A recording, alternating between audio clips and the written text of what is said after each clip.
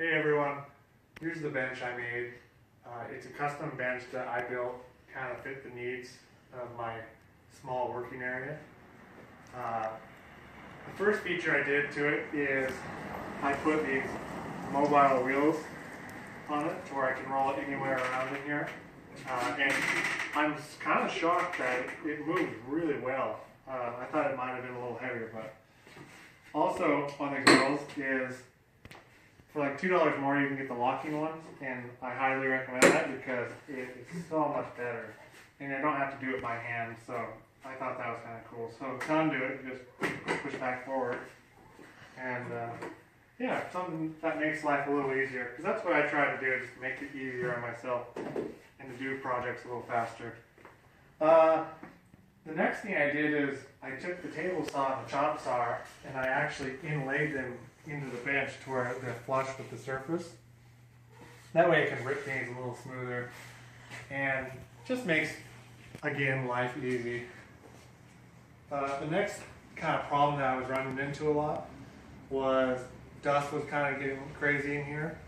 So what I did was I installed this vacuum to the table saw and then to the chop saw, and it turned out pretty cool. I did end up getting 4.5 horsepower instead of the 2 just because I didn't want to lose suction power, and this seems to do a lot better job. Really happy with the way it turned out. So it goes in from here and then to the vacuum, and then from here it goes down underneath and then back up into the chop saw. And it turned out really good. I'm really impressed with how well it actually keeps the dust out of the air and on the floor and all over. So another little thing too is, like, I didn't really plan it this way, but I think just, you know, as you build stuff and you start implementing stuff, is I think I'm gonna have a spare hose here that I can pull off and just use to suck up stuff on the top or in here, whatever. It has a lot of power, so might as well use it. I still have little things to build on this, but I figured I would build them as I go, kind of to what fits my needs as I play with this table. But I didn't stop there, because I'm still lazier than that. Is I didn't want to have to turn on the table saw and the vacuum at the same time, because I actually will forget to turn on the vacuum while I'm using the table saw or the chop saw, and then dust is everywhere, so it'd be pointless.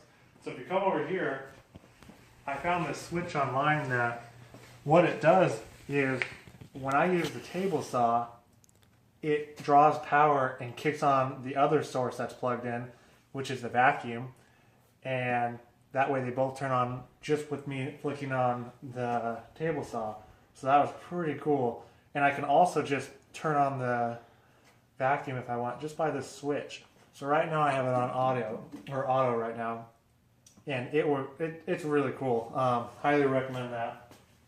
But that's kind of all the cool stuff I got going right now, and everything else, like I said, is I'll implement it later. So thanks for watching.